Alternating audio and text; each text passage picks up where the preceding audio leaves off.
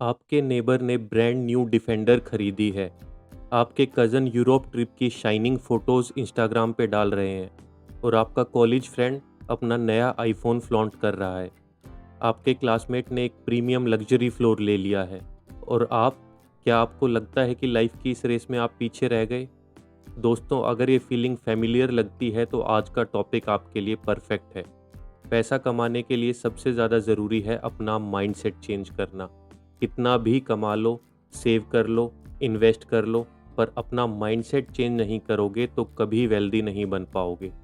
हम सब रोज़ पैसों के बारे में सोचते हैं, डिसीजंस लेते हैं, टेंशन लेते हैं, लेकिन असली में पैसा कैसे काम करता है और हम उसके बारे में कैसे सोचते हैं, ये बहुत कम लोग समझते हैं।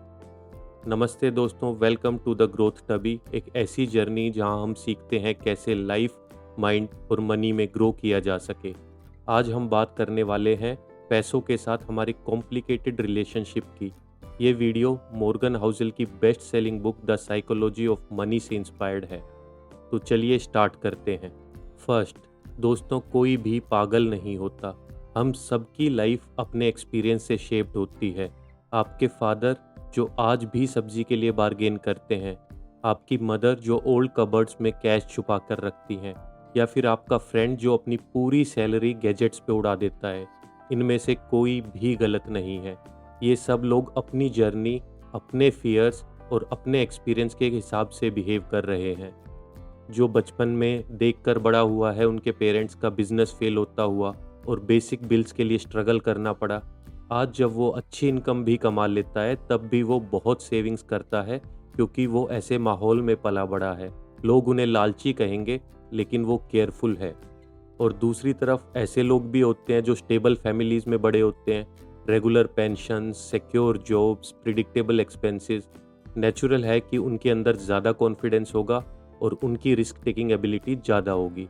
इसलिए सबसे इम्पोर्टेंट बात यह है, किसी को जज मत करो और किसी को ब्लाइंडली कॉपी मत करो। आप किसी और की लाइफ नहीं जी रहे हो। किसी ने 6 महीने में स्टॉक मार्केट में 5 लाख प्रॉफिट बना लिया, उसे कॉपी मत करो। वो शॉर्ट टर्म गेम खेल रहा है। हो सकता है आप लॉन्ग टर्म गेम खेल रहे हो। हर कोई लाइफ में अलग गेम खेल रहा है दोस्तों। आपको अपना गेम अपने हिसाब से खेलना है। सेकंड, लक और रिस्क एक ही कॉइन के दो साइड्स हैं। बिल गेट्स एक ऐसे हाई स्कूल में पढ़ते थे जहां 1960s के टाइम पे कंप्यूटर अवेलेबल था। दुनिया में बहुत कम स्कूल्स में ऐसा था। वो बहुत लकी थे ये एक्सपोजर पाने के लिए। एक बिल गेट्स थे तो ऐसे हज़ारों लोग भी थे जो उनसे भी ज़्यादा टैलेंटेड थे, लेकिन जिनके पास वो अपॉर्चुनिटी नहीं थी। कोई फीस अफोर्ड नहीं कर पाया, कोई सही एनवायरनमेंट में नहीं था। दो hard working students competitive exam देते हैं। एक के पास कोचिंग, गाइडेंस, रिसोर्सेज होते हैं, दूसरा बुक्स बोरो कर कर पढ़ता है, स्ट्रगल करता है। टैलेंट सेम है पर रिजल्ट्स अलग आते हैं। आप स्कूल में टॉपर थे, लेकिन एक फेल होने वाला स्टूडेंट बिना जॉब के आज मर्सिडीज़ में घूम रहा है, क्योंकि उसकी गुड़गांव या नोएडा में ज़मीन बिक गई है करोड़ों में। इंडिविजुअल स्टोरीज मत देखो दोस्तों, ज़िंदगी में पैटर्न्स देखना सीखो। इंडिविजुअल स्टोरीज में लक का बहुत बड़ा रोल होता है, जो हम अक्सर अंडर एस्टिमेट करते हैं। और जब कोई आके कह देता है कि क्रिप्टो से लाखों बना लिए, ये स्टॉक मार्केट से ओवरनाइट सक्सेस है, तो याद रखना वो शायद लकी हो। आपको अपना फ्यूचर उनके कॉपी पेस्ट से डिसाइड नहीं करना है। थर्ड, एनफ का मतलब डिसाइड करना सबसे ज़्यादा ज़रूरी स्किल है। ज़िंदगी में हमेशा कोई आपसे सक्सेसफुल दिखेगा, ज़्यादा अर्न करेगा, ज़्यादा फ्लैशी लाइफस्टाइल दिखाएगा, और ये कंपैरिजन कभी ख़त्म नहीं होगा। बहुत लोग ये गलती करते हैं, उनके पास जो भी है वो उन्हें कभी एनफ नहीं लगता। पहले 50 लाख का टारगेट होता है, फिर 1 करोड़ का, फिर 5 करोड़ का, और इस भागदौड़ में लोग कभी रियलाइज़ नहीं करते कि वो अपना पीस, अपनी हेल्थ, अपने रिलेशनशिप तक रिस्क कर रहे हैं। ये जो एंडलेस गोल पोस्ट शिफ्टिंग है ना, ये लालच है। और यही रीज़न है कि लोग too good to be true schemes, पैसे डबल करने की स्कीम्स, सस्पिशियस डील्स में फंस जाते हैं, पैसा डाल देते हैं। बस थोड़ा और चाहिए के लालच में वो लोग सब कुछ गंवा बैठते हैं।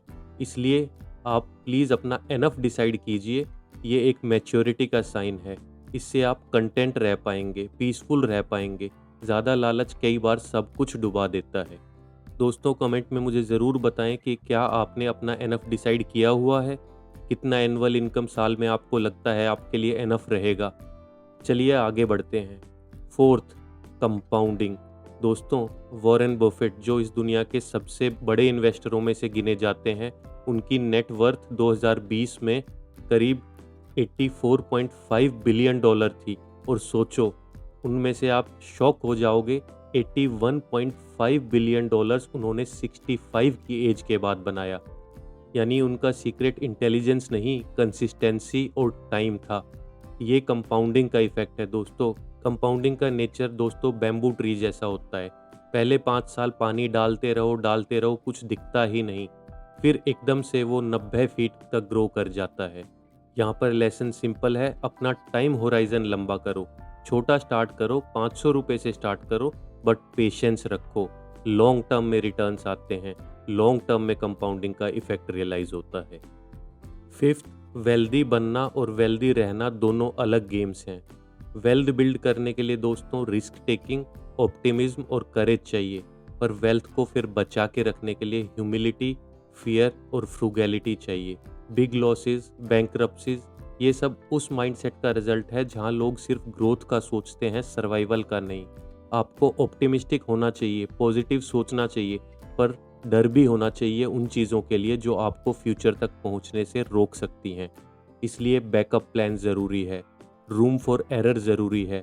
आपको वो मिस्टेक नहीं करनी जिससे आप एकदम बर्बाद हो जाएं। आपको कल खेलने के लिए गेम में ज़िंदा रहना है। फाइनेंशियली अनब्रेकेबल रहना सबसे ज़रूरी है। सिर्फ तभी कंपाउंडिंग को मौका मिलेगा, तब आप गेम में बने रहेंगे। सिक्स्थ, दोस्तों आपको एक कीमत चुकानी पड़ेगी। सक्सेस एक कीमत चाहता है। आप कार लेते हो, उस कंफर्ट के लिए प्राइस पे करते हो ना, तो फ्यूचर इन्वेस्टमेंट के ग्रोथ के लिए भी एक प्राइस पे करना पड़ता है, एक कीमत चुकानी पड़ती है। वो प्राइस है वोलेटिलिटी, ऊपर नीचे, नफ़ा नुकसान, लॉस और प्रॉफिट्स में अपने आप को संभालना। जब आपका स्टॉक पोर्टफोलियो 20% गिर जाए तो भी पैनिक ना करना, होल्ड करके रखना लॉन्ग टर्म विजन के लिए। एक सक्सेसफुल इन्वेस्टर हाफ टाइम गलत होता है। फिल्म प्रोड्यूसर्स भी ऐसे ही होते हैं। 8 फ्लॉप के बाद एक एवरेज और फिर एक ब्लॉकबस्टर, लेकिन वो एक ब्लॉकबस्टर ही पूरा पैसा अचीव कर लेती है। दोस्तों आपने 80-20 रूल के बारे में सुना होगा। 20% एफर्ट से 80% रिजल्ट्स आते हैं। ऐसे ही 20% डिसीजन से 80% वेल्थ बनता है। तो आपको हमेशा सारे डिसीजन सही करने की ज़रूरत नहीं है। आपके कुछ डिसीजन भी सही हो गए तो उनसे भी आप वेल्थ कमा लेंगे।